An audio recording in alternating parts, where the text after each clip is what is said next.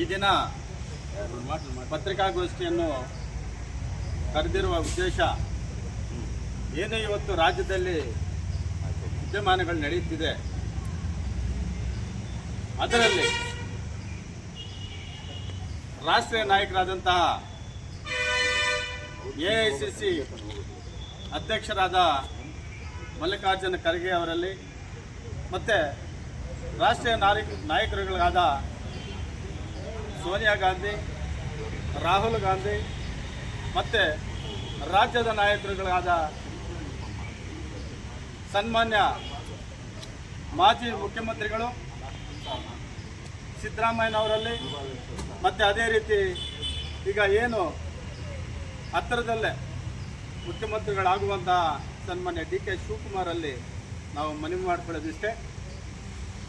KH ಮುನಿಯಪ್ಪನವರು ಸುಮಾರು ಒಂದು 50 ವರ್ಷಗಳಿಂದ ಪಕ್ಷದಲ್ಲಿ ತನ್ನನ್ನು ತಾನು ದುಡಿಸ್ಕೊಂಡು ಪಕ್ಷವನ್ನು ಕಟ್ಟುವಲ್ಲಿ ಒಳ್ಳೆಯ ನಿಷ್ಠಾವಂತ ಕಾರ್ಯಕರ್ತರಾಗಿ ಕೆಲಸನ ಮಾಡಿದಂಥವರು. ಅದೇ ರೀತಿ 8 ಬಾರಿ ಸಹ ಲೋಕಸಭೆ ಸದಸ್ಯರಾಗಿ ಆಯ್ಕೆಯಾಗಿ 8ನೇ ಬಾರಿ ಕೂಡ ಸಚಿವರಾಗಿ ಕೂಡ ಆಯ್ಕೆಯಾಗಿರ್ತಾರೆ. ಅವರ ಕಾರ್ಯವೈಖರ್ಯ ಬಹಳ ಉತ್ತಮವಾಗಿರುತ್ತೆ. ಅವರು ಕೇವಲ ಒಂದು ಜನಾಂಗಕ್ಕೆ ಸೀಮಿತ ಅಲ್ಲ, ಎಲ್ಲ ಜನಾಂಗದ ನಾಯಕರುಗಳಿಗೆ ನಾಯಕರಾಗಿ ಅವರ ಮೆಚ್ಚುಗೆಯನ್ನು ಪಡೆದು ಒಳ್ಳೆಯ ಪ್ರೀತಿಯ ಒಂದು ಪ್ರೀತಿಯನ್ನು ಗಳಿಸ್ಕೊಂಡಿರ್ತಾರೆ. ಅದೇ ರೀತಿ ಅವರ ಅವಧಿಯಲ್ಲಿ ಅನೇಕ ರೀತಿಯ ಅಭಿವೃದ್ಧಿ ಕಾರ್ಯಗಳನ್ನು ಕೂಡ ಮಾಡಿರ್ತಾರೆ. ಹಾಗಾಗಿ ನಾವೆಲ್ಲ ಕೂಡ ತಾಲೂಕಿನ ಎಲ್ಲ ಜನಾಂಗದವರು ಪಕ್ಷಾತೀತವಾಗಿ ಸನ್ಮಾನ್ಯ KH ಮುನಿಯಪ್ಪನವರ ಕಾರ್ಯವೈಖರಿಯನ್ನು ನೋಡಿ ಅವರಿಗೆ ಈ ದಿನ ಏನು ನಡೀತಿದೆ ಉದ್ಯಮಾನಗಳಲ್ಲಿ ಅವ್ರಿಗೆ ಒಳ್ಳೆಯ ಸ್ಥಾನಮಾನ ಅಂತಂದರೆ DCM ಹುದ್ದೆ ಆಗಲಿ ಅಥವಾ KPCC ಅಧ್ಯಕ್ಷರ ಸ್ಥಾನವನ್ನು ಕೊಳ್ಳೇಬೇಕು ಅಂತೇಳಿ ನಾವೆಲ್ಲ ತಾಲೂಕಿನ ಜನತೆ ಒತ್ತಾಯ ಮಾಡ್ತಾ ಇದ್ದೇವೆ.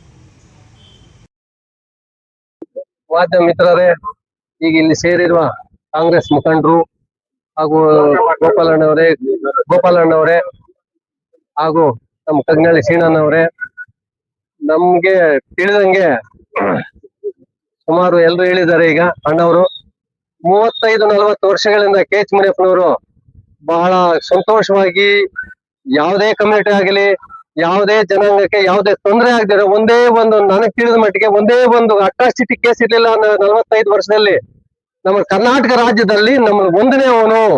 ಅದರಿಂದ ಏನೇ ಆಗಲಿ ಆತನಿಗೆ ಒಂದು DCM ಪೋಸ್ಟ್ ಕೊಡಬೇಕು ಅಂತ ನಮ್ಮ ತಾಲೂಕಿನ ಎಲ್ಲಾ ಜನತೆ ಪರವಾಗಿ ನಾನು ವಿಜೃಂಭಣೆಯಿಂದ ಕೇಳ್ತಾ ಇದ್ದೀನಿ. ಹಾಗೂ ಅಕಸ್ಮಾತ್ ಏನಾದ್ರು ತಪ್ಪಿದ್ರು KPCC ಅಧ್ಯಕ್ಷರಾಗಿ ಮಾಡ್ಬೇಕು ಅಂತ ನಮ್ಮ ಒತ್ತಾಯ ಮಾಡ್ತಾ ಇದ್ದೀನಿ.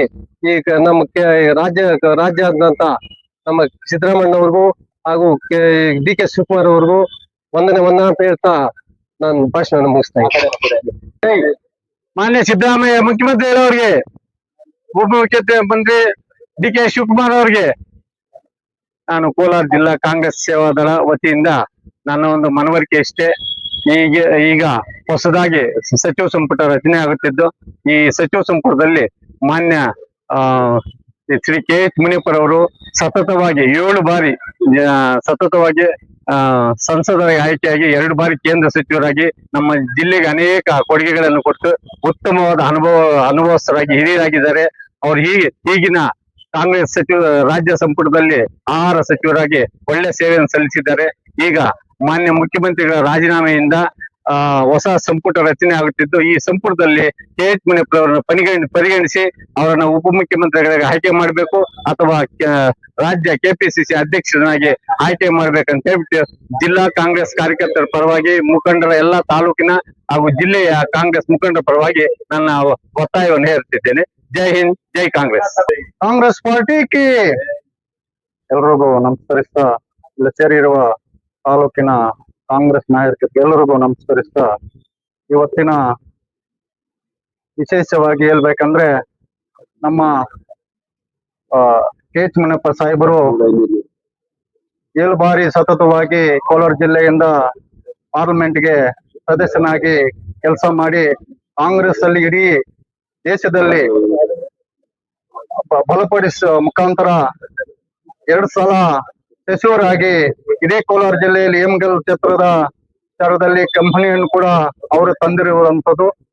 ಅದ ನಂತರ ಕರ್ನಾಟಕ ಕಾಂಗ್ರೆಸ್ ಸರ್ಕಾರದಲ್ಲಿ ಆಹಾರ ಸಚಿವರಾಗಿ 3 ವರ್ಷ ಪೂರೈಕೆ ಮಾಡಿ ಎಲ್ಲಾ ಬಡವರಿಗೆ ಅಕ್ಕಿಯನ್ನು ಕೊಟ್ಟು ಹೊಟ್ಟೆ ತುಂಬ ತಿನ್ನುವಂತ ಕೆಲಸ ಮಾಡ್ಕೊಂಡು ಬಂದಿದ್ದಾರೆ.